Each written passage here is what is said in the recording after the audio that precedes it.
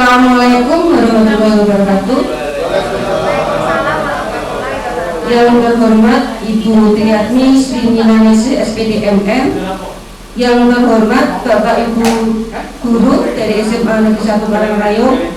Pada kesempatan ini kami mohon izin untuk menyampaikan materi yang kami dapatkan dari program pendidikan guru penggerak.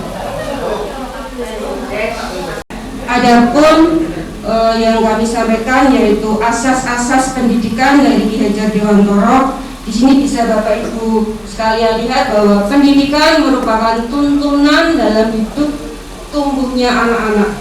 Jadi di sini kita semua diminta untuk menuntun, tidak hanya sekedar mengajar tetapi menuntun. Menuntun itu kalau kita anggap siswa adalah anak, berarti kita ngomong ya, kita harus ngomong, sabar, menuntun anak agar terjadi proses perubahan dalam hidupnya.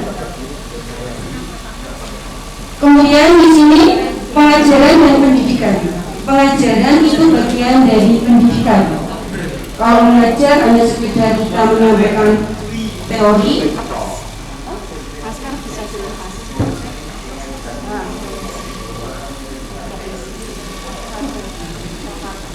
tetapi kita juga harus mendidik. Kalau mendidik itu di segala sisi kehidupan. Jadi ada dari pengetahuan, dari keterampilan, dan dari sikap atau karakter. Kemudian berikutnya pendidikan zaman kolonial dan zaman sekarang. Dari teori yang kami dapatkan itu bahwa pendidikan di zaman kolonial itu berbeda dengan yang zaman sekarang. Nanti Bapak Ibu kami mohon masukannya bagaimana cara mengimplementasikan di lapangan. Kalau pendidikan zaman dahulu itu hanya terbatas pada orang-orang tertentu untuk memenuhi kebutuhan dari perusahaannya. Tapi pendidikan zaman sekarang itu lebih merdeka, bisa dinikmati oleh semua rakyat Indonesia. Filosofi pendidikan oleh Ki Hajar Dewantoro, yaitu di sini ada Engaso Songtulodo, Engmadyo Mangkarso dan Deburi Handayani. Dalam membelajarkan para siswa, kita diajak kembali lagi dari filosofi dasar pendidikan dari Ki Hajar Dewantoro. Kenapa kok kembali ke Ki Hajar Dewantoro? Karena dalam era yang globalisasi seperti ini, semuanya serba canggih, agar kita tidak lupa diri. Kemudian agar makna pendidikan tidak hilang, kita diajak kembali melihat bagaimanakah makna dari filosofi pendidikan itu sendiri, yaitu ini guru berperan dalam Engaso Songtulodo, Engmadyo Mangkarso dan Deburi Handayani. Engaso Songtulodo kita semua sudah tahu bahwa apabila kita di depan menjadi contoh bagi anak-anak. Kalau dalam pembelajaran ya kita menyampaikan materi, kemudian memberi pengarahan, mengelola kelas gitu. Engmadyo Mangkarso, setelah kita memberi pengarahan, kemudian anak-anak kita dampingi untuk mengerjakan tugas-tugas. Jadi pembelajaran bisa dilakukan dengan beberapa basis. Mohon Bapak Ibu, Pak Bambang, mohon sebentar ya. Karena eranya global seperti ini, jadi ilmu kita kadang itu kalah dengan yang ada di media. Jadi tugas kita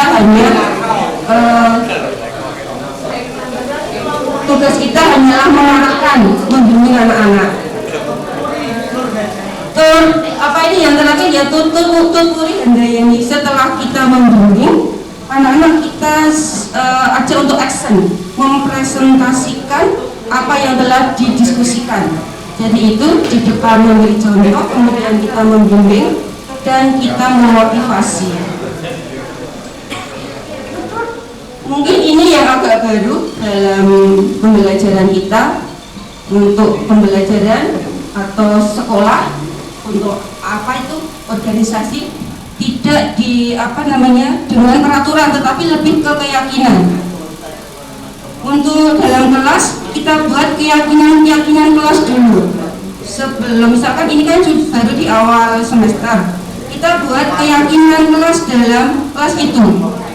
Kenapa kok keyakinan kelas? Kenapa kok bukan peraturan? Karena keyakinan kelas ini dibuat bersama, disepakati bersama.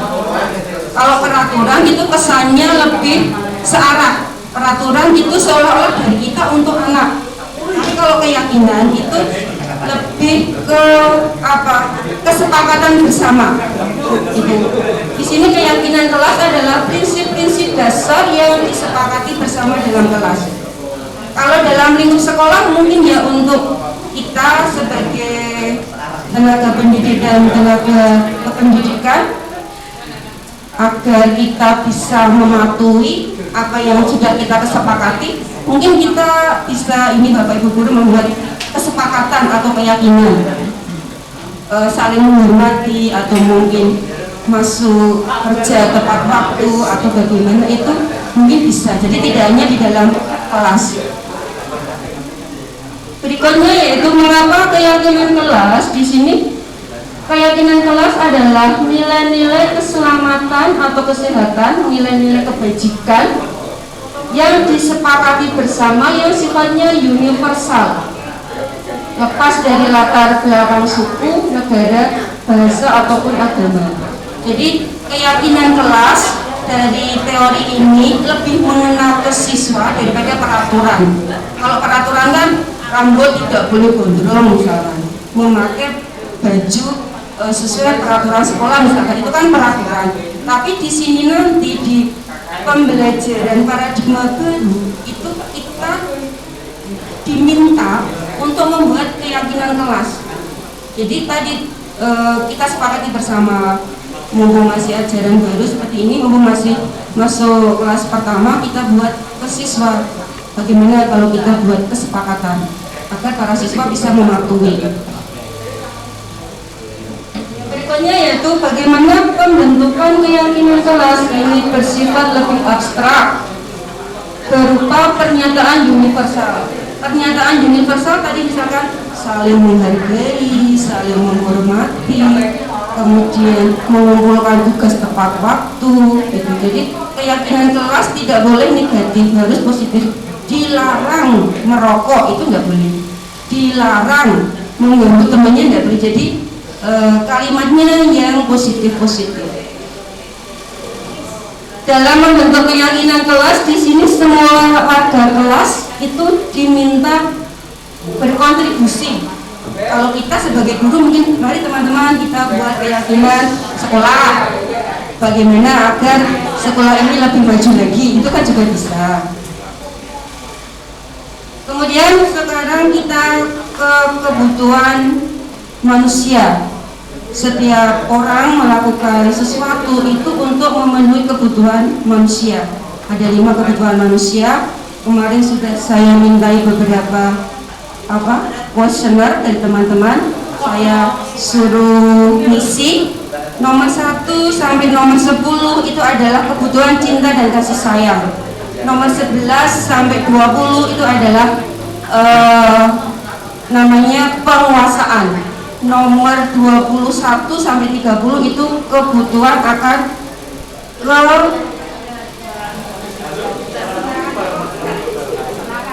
kesenangan, itu yang 31 sampai 40 gitu.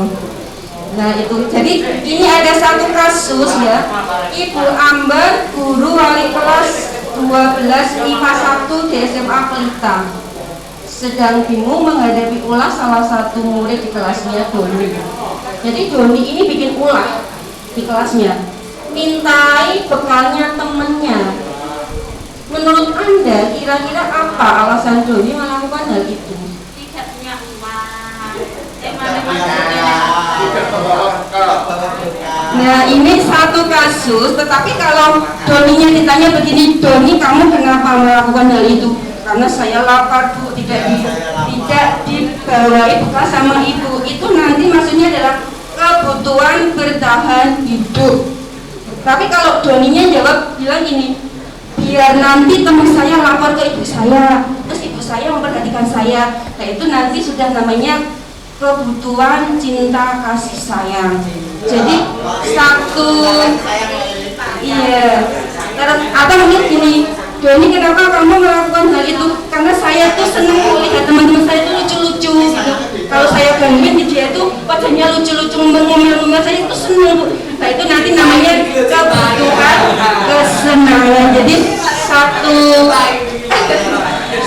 satu peristiwa itu berbagai macam kebutuhan tergantung dari motivasi dari si anak tersebut. Ini ya Bapak Ibu, ada 5 kebutuhan dasar manusia. Ada kebutuhan bertahan hidup, ini lebih ke fisiologis, ini cinta kasih sayang, penguasaan, kebebasan dan kesenangan, ini lebih ke psikologis. Seperti itu. Apabila si anak itu melakukan hal yang negatif, berarti dia itu, kata di teori Lungit, itu gagal dalam mencapai ini dalam hidupnya, seperti itu. Kemudian untuk kebutuhan bertahan hidup, saya buka kepean ya Bapak Ibu ya. Kebutuhan bertahan hidup itu seperti apa ciri-cirinya? Kebutuhan bertahan hidup di sini bersifat fisiologis, menyangkut dengan kesehatan, rumah dan makanan. Seks termasuk di sini Bapak Ibu, nggak tahu kenapa kok seks masuk di sini ya. Kemudian cinta dan kasih sayang itu cirinya bagaimana? Kebutuhan manusia terhadap cinta dan kasih sayang ciri-cirinya yaitu bahwa dia itu kebutuhan untuk mencintai dan memiliki meliputi kebutuhan akan hubungan dan koneksi sosial, kebutuhan untuk memberi dan menerima kasih sayang, dan kebutuhan untuk merasa menjadi bagian dari suatu kelompok. Nah ini kita masuk yang mana Bapak Ibu? Kebutuhan ini juga meliputi keinginan untuk tetap terhubung dengan orang lain, seperti itu. Kemudian penguasaan, bagaimanakah dengan kebutuhan penguasaan? Di sini bahwa disebutkan dari teori bahwa kebutuhan ini berhubungan dengan kekuatan. Cirinya bagaimana? Memiliki rasa harga diri. Kebutuhan ini meliputi keinginan untuk dianggap berharga, bisa membuat perbedaan, bisa membuat pencapaian, bisa mencapai kompetensi, kemudian diakui, itu termasuk kebutuhan penguasaan. Kemudian lagi lebih dihargai, dihormati. Nah itu yang antara lain ciri-ciri dari kebutuhan penguasaan. Nanti Bapak Ibu mungkin bisa menilik pada diri sendiri, lebih besar, paling besar yang mana yang kebutuhan saya. Kemudian lagi untuk kebutuhan kebebasan, ciri-cirinya yaitu kebutuhan untuk bebas adalah kebutuhan akan kemandirian, otonomi, memiliki pilihan dan mampu mengendalikan arah hidup seseorang. Anak-anak dengan kebutuhan kebebasan yang tinggi menginginkan pilihan mereka perlu banyak bergerak, kemudian suka dengan mencoba-coba, tidak terlalu terpengaruh oleh orang lain. Kemudian untuk kesenangan, di sini ciri-cirinya bahwa kebutuhan akan kesenangan adalah kebutuhan untuk mencapai kesenangan itu, bermain, tertawa, itu ciri-cirinya di sini ada dia menikmati apa yang dilakukan. Kemudian mereka suka permainan dan suka mengkoleksi barang, itu termasuk kesenangan.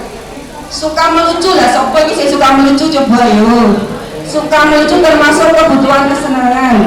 Kemudian suka bergurau dan juga menggemaskan, ini masuk siapa yang menggemaskan ini, masuk kebutuhan kesenangan di sini. Jadi kita tadi bisa melihat ada 5 kebutuhan yang dominan yang mana.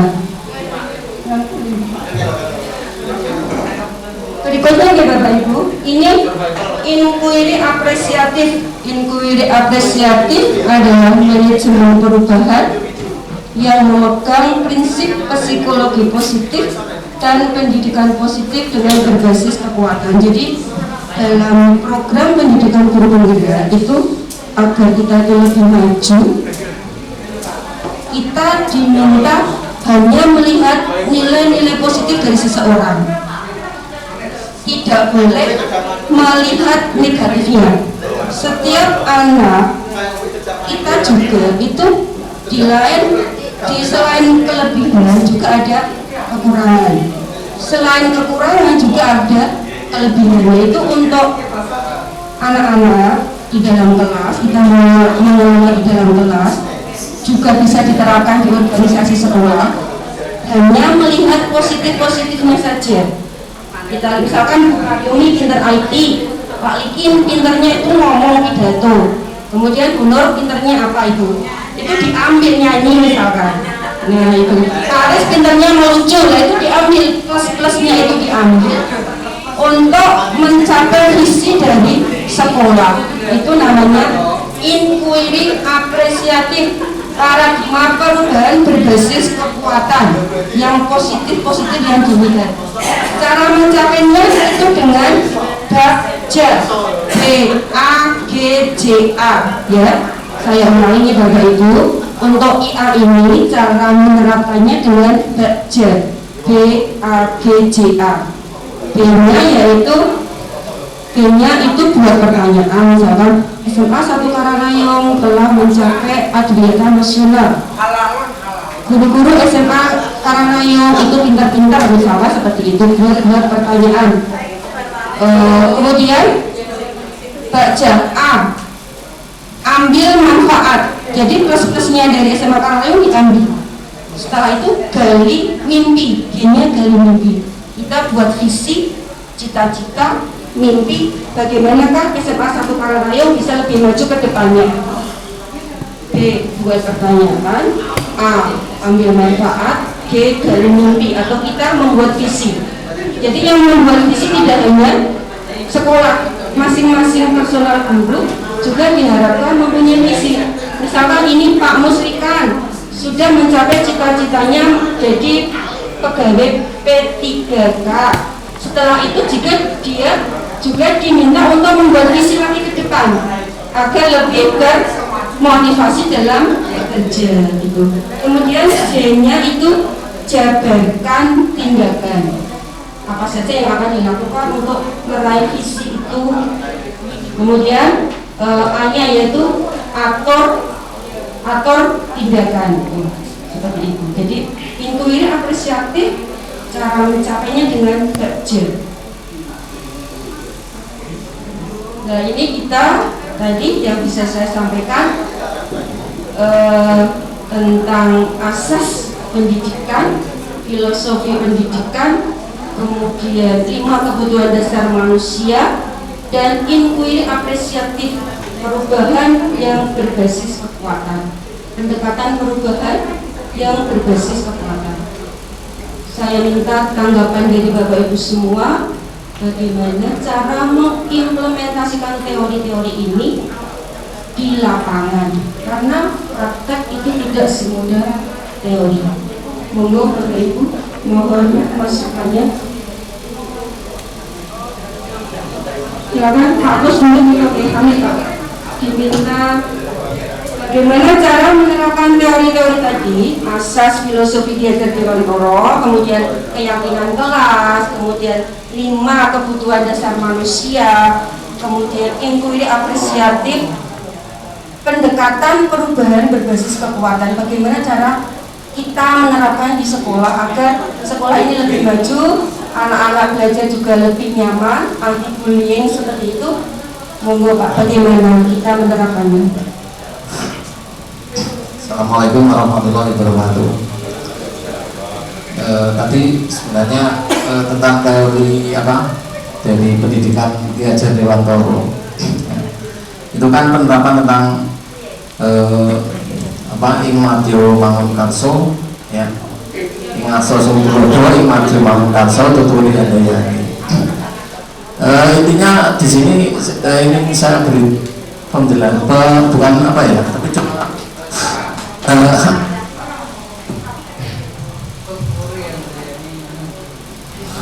jadi dalam penerapan di era sekarang itu kan sebenarnya ketika kita implementasikan, ya itu memang benar gitu ya, dalam pengertian memang simbolnya saja kan itu Purwodaya gitu ya, bukan yang ngaso Tulodo. Jadi kalau Tulodo itu memang sangat sulit dan berat gitu ya, karena membutuhkan dari diri kita untuk menjadi yang teladan. Sebenarnya ketika di SMA itu penerapannya itu bukan siapa gurunya, bukan siapa orang tuanya, tapi siapa temannya. Jadi pemahaman seperti ini yang perlu kita pahami sebenarnya, bukan masalah ingasosun tulodonya. Karena ingasosun tulodo itu di dalam pendidikan anak sesuai perkembangannya itu ketika TK atau mungkin belum TK itu siapa orang tuanya, pembentukan anak.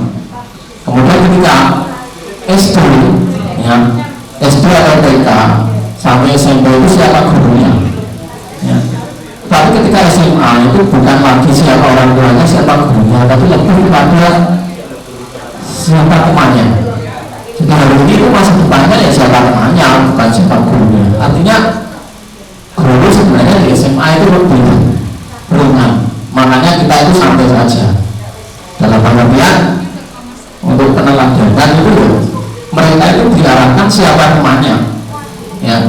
Gurunya, walaupun gurunya itu kayak apapun baiknya, apapun jeleknya itu sangat sedikit. Nah, pemahaman seperti ini yang perlu sebenarnya kita berikan pada anak untuk SMA biar keberhasilan seperti itu tidak hanya teori saja. Karena kita kadang itu teorinya itu muluk-muluk, tapi prakteknya itu tidak apa ya, ya kadang mohon maaf gitu ya, kadang bertentangan gitu. Maka itu pemahaman seperti ini yang sebenarnya penting. Nah, saya kira itu yang ingin saya sampaikan. Jadi kalau SMA itu sebenarnya siapa temannya. Terima kasih. Assalamualaikum warahmatullahi wabarakatuh.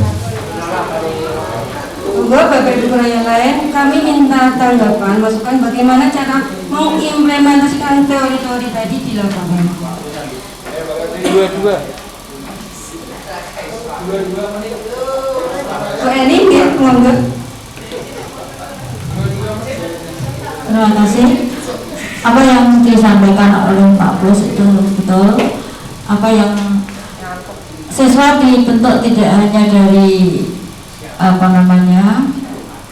dari orang tua dan lain-lain. Sekarang itu adalah di sekolah itu juga menentukan, karena di sekolah itu lingkungan yang paling luas untuk pergaulan dengan temannya ya.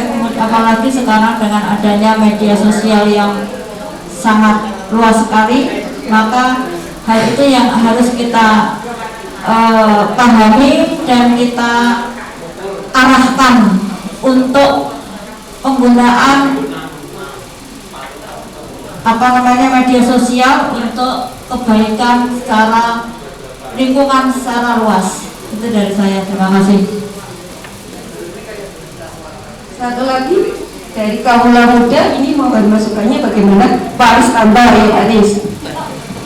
Suaranya mana Pak?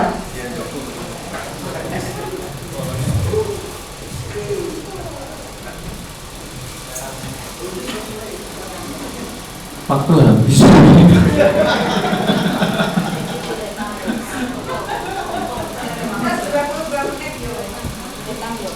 Ya, untuk paradigma baru yang jelas itu membuat suasana yang menyenangkan dulu tadi. Jadi kebutuhan yang pertama dan yang menyenangkan tadi. Kalau kebutuhan yang lain mungkin bisa didapatkan di yang lain.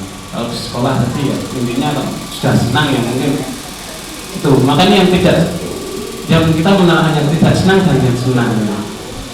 Termasuk pada diri kita, yang senang pada diri kita dan yang tidak senang pada kita juga harus dapat bagaimana kita harus mengevaluasi, bukan hanya emosi tapi bagaimana introspeksi.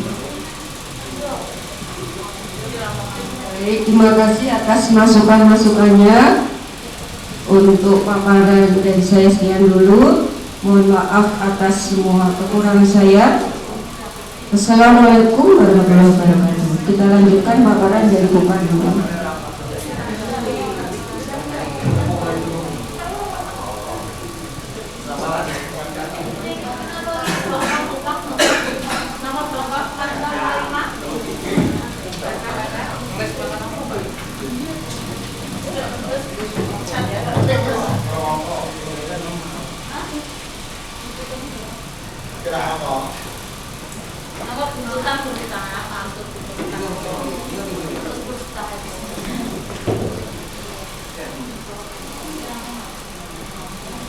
Mohon maaf atas semua kekurangan saya.